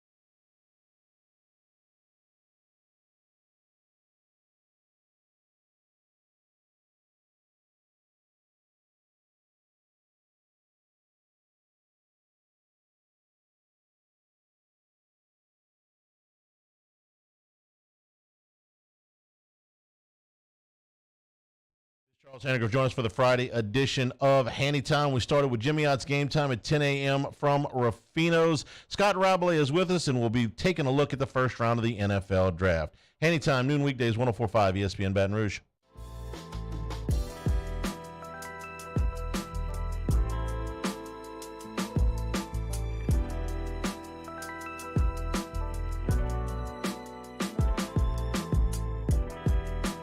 You're listening to Hunt Palmer on 104.5 ESPN Baton Rouge. It's that time of the week we head out to the Jim's Firearm Hotline, catch up with our guy Joe Healy of D1 Baseball. He and Mark Etheridge make up the SEC Extra Team. Tons of awesome content over there at D1 as we head towards the home stretch of the college baseball regular season. Joe, thanks for the time. How are you, sir? Doing pretty well, Hunt. Yeah, believe it or not, we're inside of a month of being in Hoover, which is hard to believe, but that's the way it goes. That's okay with me. I'm ready for some awesome postseason baseball, but we got some work to do before we get there. Let's look back to last week briefly. What was your biggest takeaway from Georgia taking 3 from Arkansas? A couple things. One is that, we've been waiting on it to happen, but we knew that offense could really swing with almost anybody in the conference if they could put it all together. I mean, I've talked a little bit about how Ethan Petrie feels like he's going a little under the radar because of the existence of Dylan Cruz and Jack Caglione, but you could really say the same thing about Charlie Condon at Georgia. But between him and Connor Tate and Ben Anderson, who are just like really old players who have been around the block, I mean, it's a really good lineup. The other thing is that they've found at this time of year when so many teams are just kind of looking for answers on the mound, Georgia has actually found some, notably Charlie Goldstein as their Sunday guy, and without Jaden Woods, he moved up a day last weekend. But last 16 and a third innings, which is 3 starts, he's given up 1 earned run, and who knows how long that'll last. The stuff is not blow you away kind of stuff, but man, that's quite a pick me up to get at this time of year for a team that really needed it. And don't look now, but not only do they have a relatively favorable schedule the rest of the way, understanding that it's still kind of tough, but they're to the point now where if they just kind of take care of their business as we would expect them to, that the team could be in a regional, which when they were 1-8 in the conference, I don't think any of us would have imagined. No, not at all. Not at all. I know that the Tennessee Vols have found something with Chase Burns in the bullpen, but do you think they've kind of found something as a team as well? Big sweep of Vanderbilt last week. Yeah, I don't know if I've ever been any more wrong than last week on your show when we were talking about it. I just don't know if Tennessee has any more cards to play, but lo and behold, I mean, Chase Burns in the bullpen was a big one. He was great. He was electric. That's the best he's looked this season. The other thing that I would point to, and anybody who's interested in more Tennessee talk, I actually had the Knoxville News Sentinel beat writer on my podcast, Howie DeHoover. It's out now. One thing that he mentioned is that the coaching staff has really pointed to Andrew Lindsay going into that Friday spot the last 2 weekends as being a pick-me-up, and especially last week, and that he's just kind of brings a bulldog demeanor to that Friday spot. Like, he wants that spot. Like, he's got an edge to him. And so it really kind of sets the tone for the rest of the weekend. And then, of course, Chase Dollander pitched better last weekend, too. And you know, he pitched great on Saturdays last year, and now he's moved back to Saturday, and he's been great on Saturday. So I tend to think that stuff doesn't really matter, but maybe it does. I don't know. Who am I to say? But they hit on some things last weekend, and it just looked like the Tennessee team from 2022 in terms of not just the results, but also stuff like, you know, Christian Moore getting ejected and causing a little bit of an uproar. And I'm not defending it necessarily, but I'm just saying that looked a lot more like the 2022 version of Tennessee than the one we saw for most of 2023 now, which has been a little bit kind of timid, trying to find themselves, not really sure who they are. We'll see if it lasts, but it sure did look like Tennessee started to find itself and find a little bit of edge last weekend for sure. Yeah, they welcome Mississippi State starting tonight. That's a 6 o'clock game on the SEC Network. Another team that's way below the radar in terms of where I'm looking at this league, but is quietly putting some wins together, is Texas A&M. They're headed to Fayetteville tonight. Are you buying Texas A&M even with the starting rotation that doesn't really pitch many innings? Yeah, I'm buying them as a regional club. The path to be a host is a little rich for me, just because you have to have some stability on the mound. Teams that are light on the mound can get to regionals, certainly. We've seen teams that are a little light on the mound get to Omaha, but typically you kind of at least have something you're building the entire staff around. And right now, if you really pointed to something for A&M, it's what they're kind of building around is, where do we use Evan Oschenbeck, who's like I don't mean this disrespectfully, but he's like kind of a crafty lefty reliever who they didn't really expect to be a big part of this pitching rotation as recently as the preseason, like pitching plan, I should say. But he's been put into a big role, and he's been great. But outside of that, you never know what you're going to get. Nathan Detmer's not taking a step forward off of what he was last year. Troy Wansing pitched better last weekend, but still wasn't great. And they've used openers. They've had different guys come in and out of the rotation. They've had some bullpen arms come and go. They're really just kind of spinning their wheels. And last weekend, they won a series at Kentucky, and I was there for it. And the big thing about A&M and why I'm buying them as at least a postseason team is that offense that we saw get to Omaha last year, based on largely just having tough at-bats, fouling off a million pitches, slowing the game down, putting together pesky at-bats, and then punishing mistakes by opposing pitchers. That is in full effect again. They're healthy. Brett Minnick is back and swinging the bat really well. Austin Boast has been hitting better. Jace Lavalette, their big-time freshman, there was a lot of hype about, seems to have kind of figured it out. So that offense is dangerous. That offense is going to wear down opposing pitching at a time of year when that's the most important thing you can do to a team. But again, anything beyond that, I have trouble with, just because I'm not really sure what on the mound I feel really good about with A&M. Yeah, I'm kind of with you there. I do a weekly power rankings deal on the SEC teams here, and I catch a lot of heat because I had Florida over LSU for a little bit while LSU was trying to figure out its pitching. And then obviously Florida gets swept last weekend, and I moved South Carolina to the number 1 spot. I thought I did a reasonable job of explaining it from an LSU perspective in terms of, hey, look, Floyd's had one good start here. That's good. Little looked a little bit better, but hey, I got Tommy White, who's not playing for 2 games. I got Trey Morgan's banged up. Still got to figure out some things with the pitching staff. My starting catcher's not there anymore either. Skeens is awesome, and the lineup's the best in the country, and they're winning every weekend, and that's awesome. But South Carolina is really impressing me, even though they lost 2 out of 3 to Vanderbilt last week. So that's a long way of saying, like, does it make sense for me to say that South Carolina is the best team in the SEC, or is it still LSU? No, I'd buy it too. I mean, that's an interesting discussion to have. I think reasonable people could go either way on that. But I think you're totally justified in going with South Carolina, because here's what I would tell people. They're dealing with a lot of the same things that LSU is. They don't have one of their weekend starters, Noah Hall. They were down 3 position player starters last week.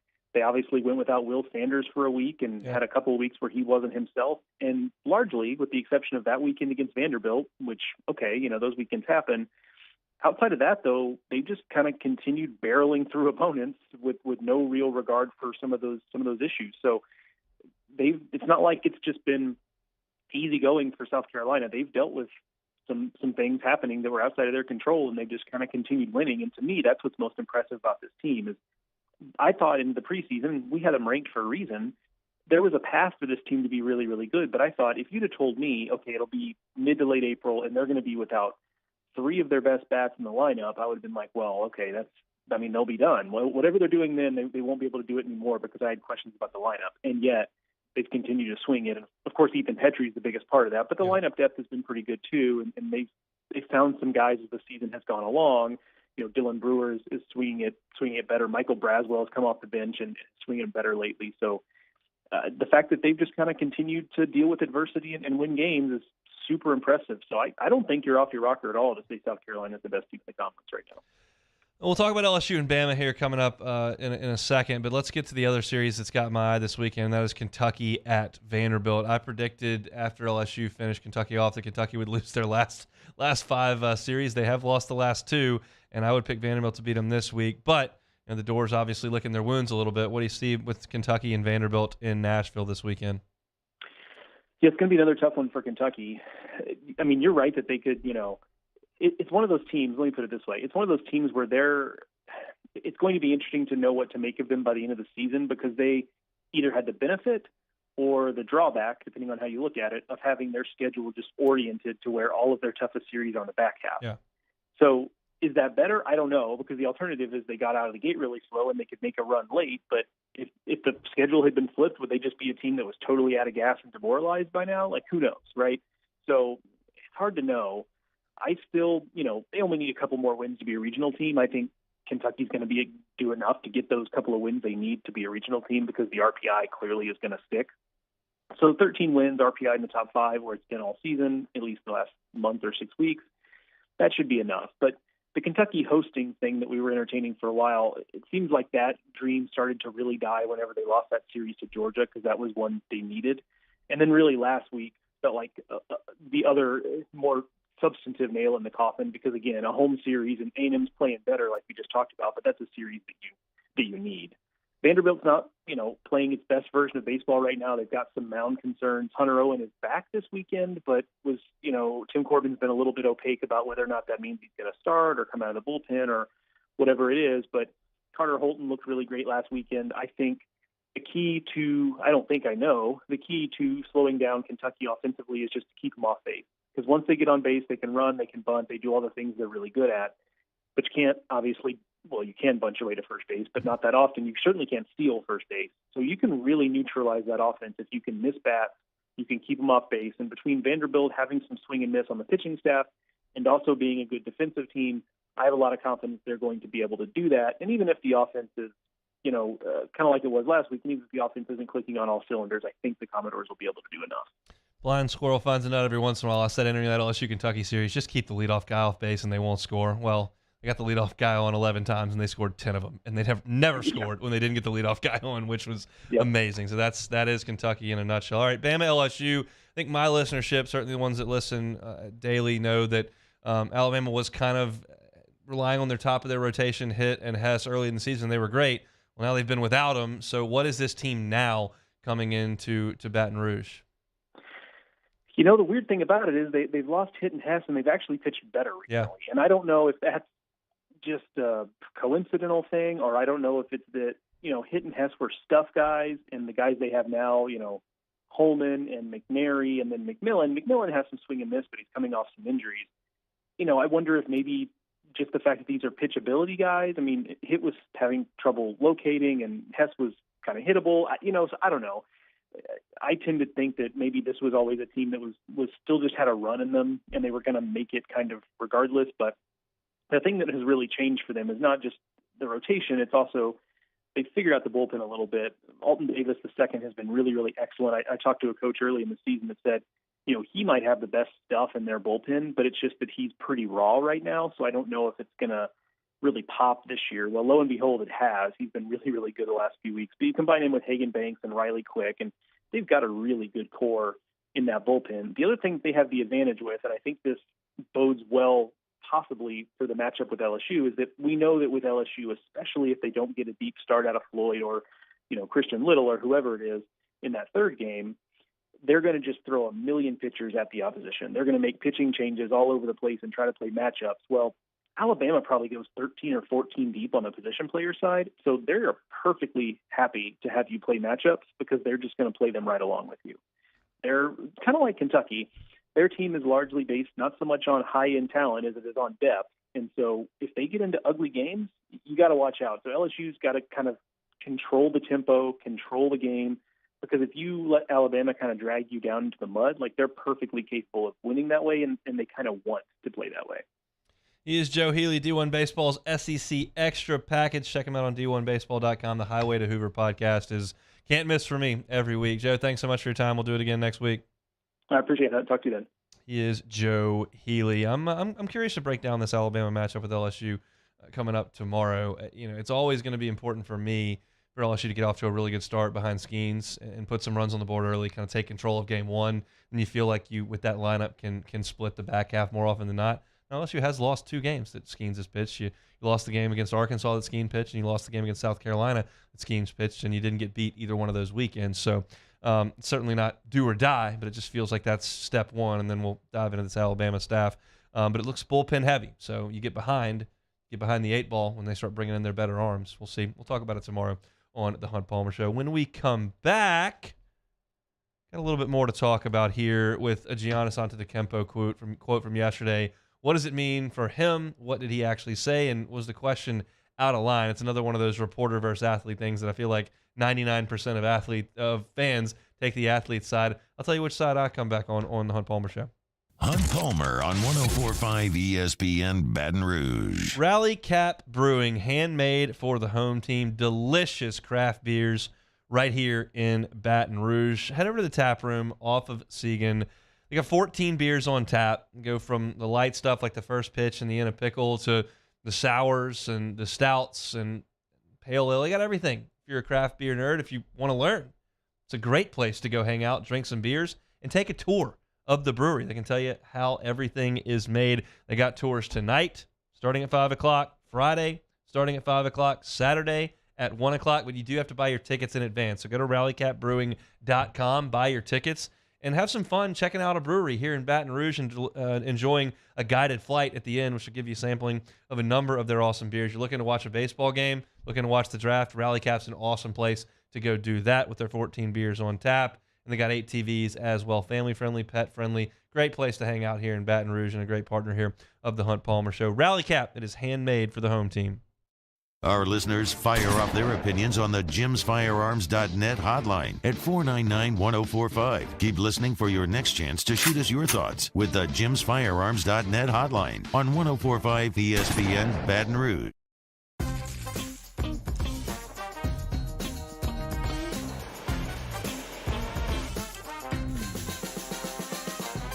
The best kept secret in town is out. Discover Tallulah at the Renaissance Hotel on Bluebonnet. Each year, Guarantee Media hosts a radiothon to benefit Dreams Come True, the local organization that grants dreams to Louisiana kids suffering life-threatening illnesses and their families. We've interviewed these incredible kids, and their stories warm our hearts. And none of it would be possible without your help. So we're asking for your support in our effort to making more dreams come true. Each year, our Dreams Come True radiothon is powered by the Baton Rouge Clinic. Visit GuaranteeMedia.com to pledge your support today, and thank you. Follow us on Twitter at 1045ESPN to cast your vote in the Citizens Bank and Trust Poll of the Day. Vote daily inside Off the Bench, anytime. Hunt Palmer. And after further review, Citizens Bank and Trust brings you the Poll of the Day via Twitter at 1045ESPN. There it is, the extra mile. On the border of expected and extraordinary. For those willing to go further. Like vans customized for work or play. With safety and tech to keep you connected. Supported by a 5-star sales, service, and finance team. And backed by the 1-star you know. So go the extra mile. It's never crowded because so few have what it takes to go there. Mercedes-Benz Vans. Hi, I'm Brandon Landry, founder and CEO of Walker. Hi, my name is Dr. Craig Green. This is Ryan Terrio with HUDCoRoofing.com. Hey, it's Matt Moscona. No matter how big your commercial roofing job, HUDCO can help. My patients come to me because they trust that I can get the job done at a high level. Ryan Terrio and Richard Tilley have the same level of trust when it comes to roofing. If you have a roofing issue, call HUDCO Roofing. Give us a call, 364-1007, and we'll come to your house and give you a free inspection. Hey, what's up, y'all? It's that time again. It's heating up. Your boat's getting ready to come out and spend all summer on the water. It's time to take your boat to the next level with front-to-back boat service, where if you want an incredible custom speaker install, it's going to blow people away in the water, that's there for you. You want an HD sonar where you can see the fish under the water before you cast, beat all your friends, that's there for you at front-to-back boat service. So don't put it off. We got the parts in right now. Get them now before they go back on back order. Front-to-back boat service. Hey there, little buddy. What's the matter? What's the matter? My windows, siding, and my door. That's what's the matter. Relief Windows can fix all that. I got you. Pop, pop. What's up? Oh my gosh, look! Curb appeal. Matt Moscona inviting you to join us for Thursday's AFR, presented by the Aesthetic Medicine and Anti-Aging Clinics of Louisiana. It's draft day. Sal Palantonio of ESPN will join us. Gavin Dugas of LSU Baseball in studio. It's AFR 104.5 ESPN Baton Rouge.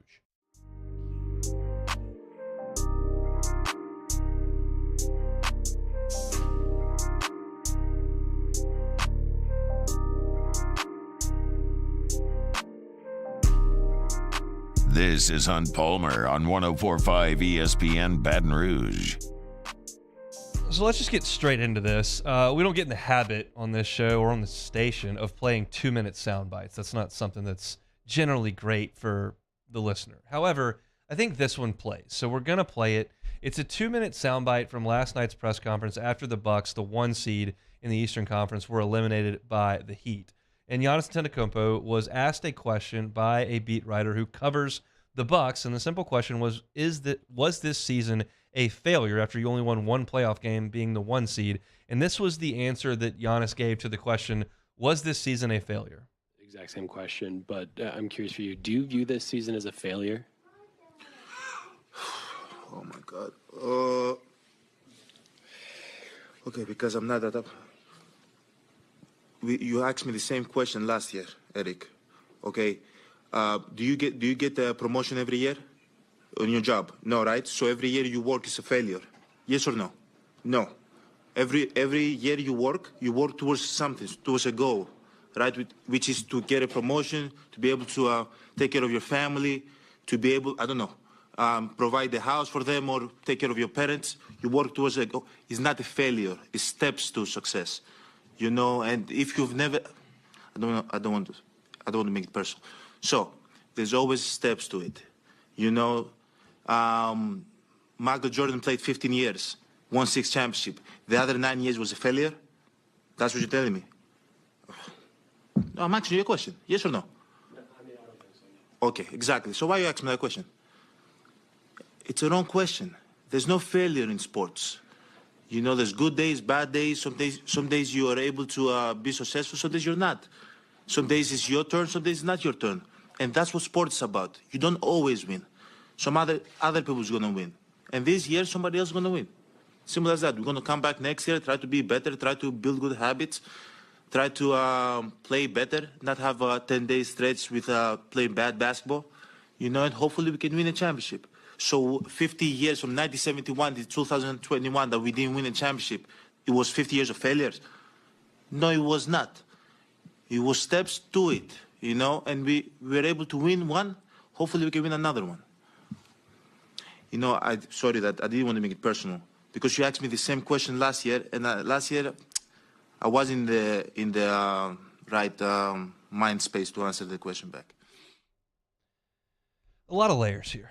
I think that's a fascinating answer by Giannis. Fascinating. And I think it was very well spoken, especially in the second language, which blows my mind, but onward. And I agree with some of what he said, and I disagree with some of what he said. And I think some criticism has been laid on the feet of the beat writer for asking him if the season is a failure 2 years in a row, and Giannis says it's the wrong question. Well, it's not the wrong question. It's a great question, and it got a great answer. And I've said this many times on the air. Those who've listened over the years may have heard it. Some may have not. But the writer's job is not always to learn something new from the answer. The fact of the matter is a quote from Giannis Antetokounmpo is way more powerful in print, or a soundbite from him is way more powerful on television than it is if the media person makes a similar comment. If the beat writer says this season was a failure, that's not as powerful as if Giannis comes out and says this season was a failure for us. In the same way, if the beat writer comes out and says, the Bucks, many people will say it's a failure, it's not. It was a quality season that just didn't have a great ending. That's kind of punchless. If Giannis comes out and gives that answer with those quotes, that jumps off the page. It jumps off the screen. That's the media person's job. So the question is good. It's not a dinner party. It's not an etiquette course. It's an interview. And Giannis will give his opinion on it. The point is to get his opinion. Now, the second part of this is not a media versus athlete deal with the question and the setting and the press conference and all that kind of stuff. It's Giannis's view on the sport, where he says there is no failure. It's steps. And sometimes you win and sometimes you lose. And would Michael Jordan, 9 of his seasons, be considered a failure? I don't know Michael Jordan. Seen documentaries, read a book, but I feel confident if I went to him and said, were the 9 years y'all didn't win a championship failures, he would go, yes. And I promise you, if you asked him after he lost to the 8 seed when they were the 1 seed, and he said, was this season a failure? He would say, yes. And that doesn't make his opinion right or wrong, or Giannis's opinion right or wrong. I believe the Bucks season was a failure. I told you I thought the Pelicans season was a failure. The Bucks at least got the 1 seed and made the playoffs. But there is failure in sports. You lose. That's the failure. It doesn't mean you're a bad person or something off the floor you're a failure. No, but your mission, the Bucks' mission at least, when they showed up, was to win the championship. They didn't. By definition, they failed to accomplish that.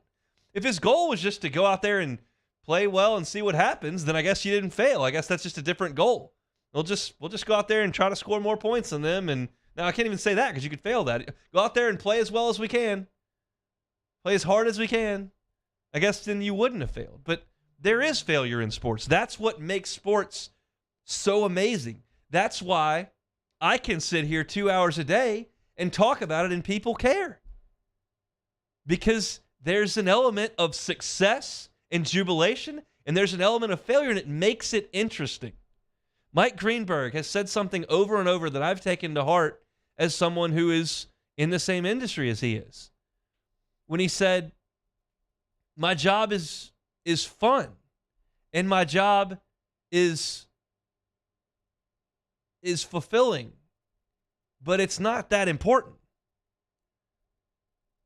But the reason why we can do something that's not that important, like removing gallbladders and curing cancer and some of the things that actually make a monster impact in the lives of people, is because people care about sports. And they only care about sports because there's failure and success.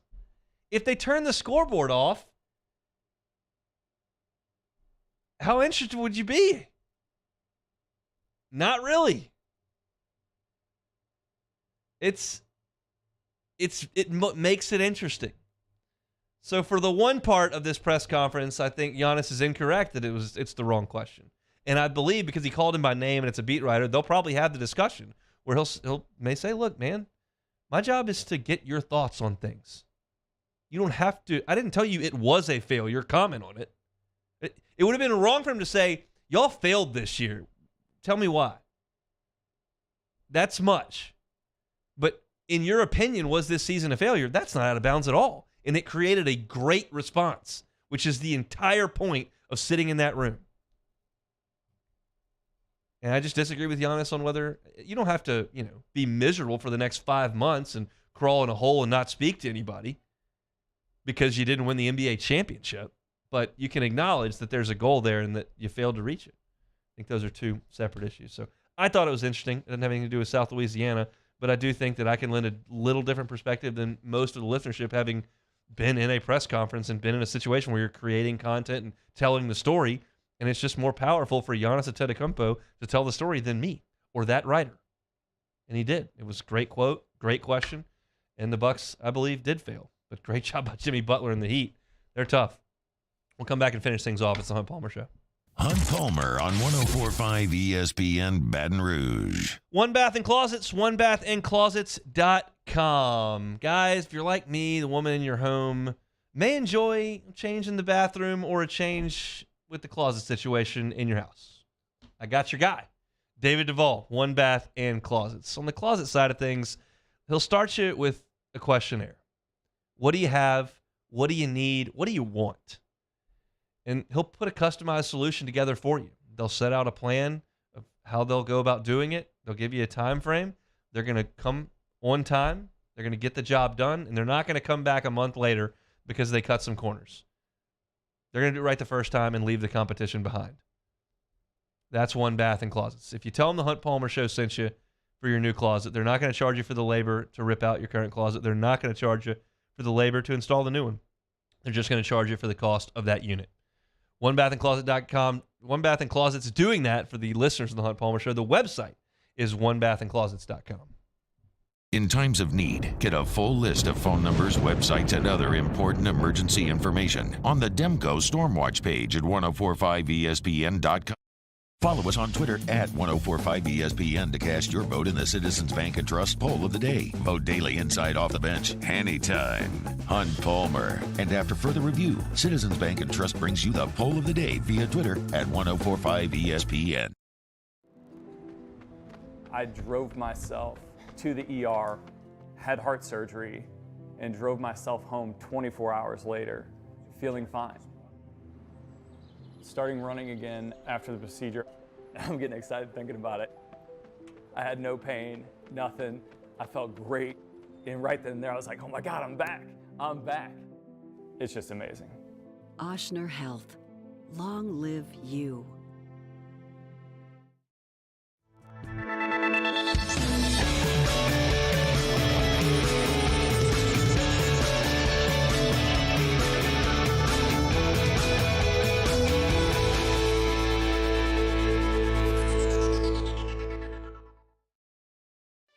For over a century, local broadcasting has evolved with the needs of the community. We move past the stigmas of opinion journalism and bring the most relevant news online, on air, and on the go. You have trusted us with your news, sports, weather, and entertainment. Trust us to keep moving with you. Text TB to 52886 and tell Congress local broadcasting is here to stay. Hey, what's up, y'all? It's that time again. It's heating up. Your boat's getting ready to come out and spend all summer on the water. It's time to take your boat to the next level with front-to-back boat service, where if you want an incredible custom speaker install, it's going to blow people away in the water, that's there for you. You want an HD sonar where you can see the fish under the water before you cast, beat all your friends, that's there for you at front-to-back boat service. So don't put it off. We got the parts in right now. Get them now before they go back on back order. Front-to-back boat service. Hi, I'm Brandon Landry, founder and CEO of Walker. Hi, my name is Dr. Craig Green. This is Ryan Terrio with HUDCORoofing.com. Hey, it's Matt Moscona. No matter how big your commercial roofing job, HUDCO can help. My patients come to me because they trust that I can get the job done at a high level. Ryan Terrio and Richard Tilley have the same level of trust when it comes to roofing. If you have a roofing issue, call HUDCO Roofing. Give us a call, 364-1007, and we'll come to your house and give you a free inspection. There it is, the extra mile, on the border of expected and extraordinary, for those willing to go further, like vans customized for work or play, with safety and tech to keep you connected. supported by a 5-star sales, service, and finance team, and backed by the 1-star you know. So go the extra mile. Join me, Jimmy on Charles Hedger, Max. We're at Don Juan Cigar Bar. It's draft night. The big ESPN 104.5 draft party at Don Juan Cigar Bar. Show me the money. Game time on 104.5 ESPN Baton Rouge.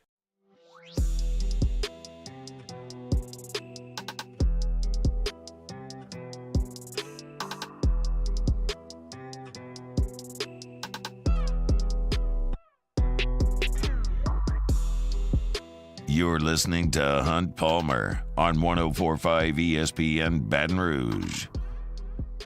All right, one more reminder tonight. Draft party presented by Rouse's. We will be at Don Juan Cigar Bar at 7 o'clock through the draft, first round. Saints pick 29th. We'll have a lot to talk about while we're there. A couple of us will be on the headset at a time with the YouTube stream running. Some of us will be just hanging out by the bar. Kind of depends. So if you're a listener hanging out, we'd love to see you out at Don Juan tonight starting at 7 o'clock.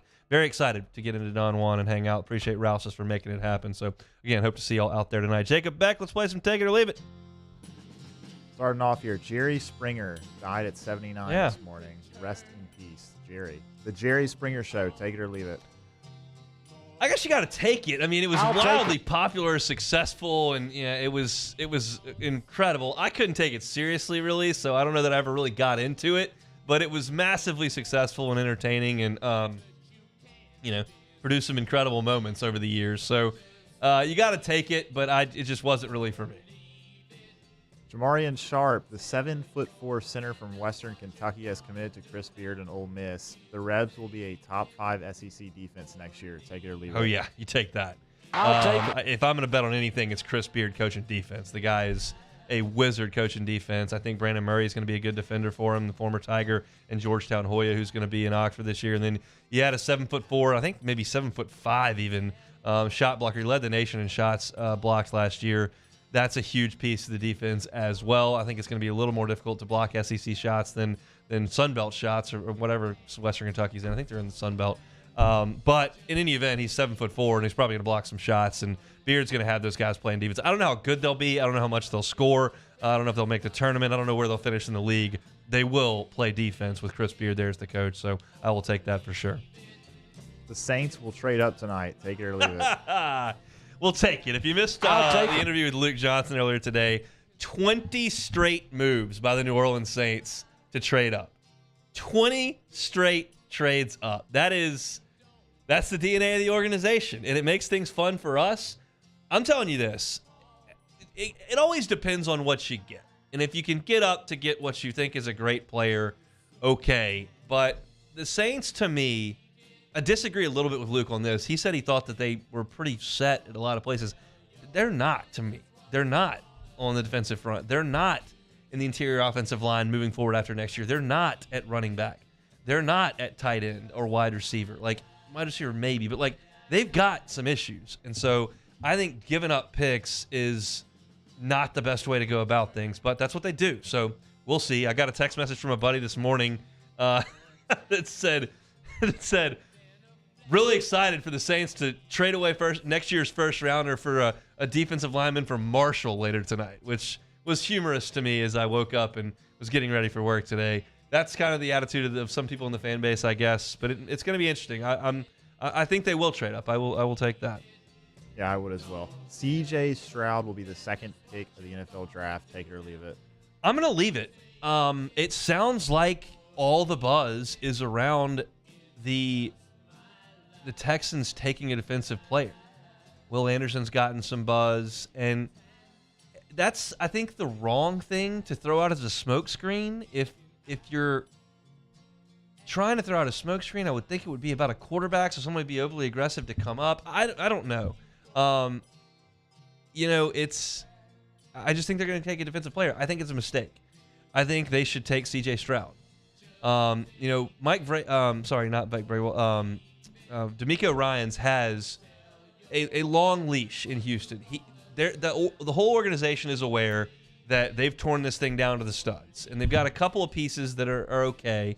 And Stingley had a really nice rookie year, but he's got some time. So maybe he thinks that he can get a quarterback later on down the road, but there's just no guarantee you're going to be at 2 again. If your whole perspective changes if you're at 7 as opposed to 2, and they've got that opportunity, and I think Stroud is worth the risk there at 2. So I would take him. It sounds like Will Anderson's going to be the pick there, but that's just not what I would do. Our last one here. The Atlanta Braves have been celebrating their home runs with an oversized hat after they hit the home run, walking through the dugouts. Pretty funny. But apparently the Major League Baseball organization don't like it, mostly because New Era, the manufacturer of the official on-field cap, and they are not going to allow the Braves to wear the hat anymore. The MLB are fun killers. Take it or leave it. I'll take it. It's ridiculous. Same thing that the NFL does with shoes and stuff, and just stuff that's not all that important. I understand the importance of sponsorship dollars. If New Era wants to make the hat, then make the hat. But no one's suggesting that these hats are going to be practical to worn in public, or that people are going to be wearing them to games, or that any team is going to leave a New Era hat and go put this thing on. It's just common sense needs to prevail at a certain point. So they put it on the guys for 8 seconds and then take it off. If they put on a sombrero, would we take that off? People just don't use common sense. And I understand sponsorship dollars, and I understand partnerships, and trust me, I get it all. This is stupid, and the MLB is being stupid about it. But that's just the way I feel about it. Let me check the Cubs score here before we get off the air. 4-1 Cubs. We like that. Excited to get out to Don Juan tonight. If you can get by, we will. We'd love to see you. 7 o'clock, Rouse is bringing our draft party. Very much looking forward to it. And tomorrow's Friday show brought to you by Corks. We'll get you ready for LSU and Alabama. Excited for it. Jimmy Ott's Game Time will come to you tonight from 6 to 8. They'll come to Don Juan after. Matt's about to drive you home from 3 to 6 on After Further View. I'm sure he'll have plenty of Saints takes. I'm going to go watch the end of this Cubs game. Hope to see you at Don Juan. If not, see you same time, same place tomorrow. It's the Hunt Palmer Show.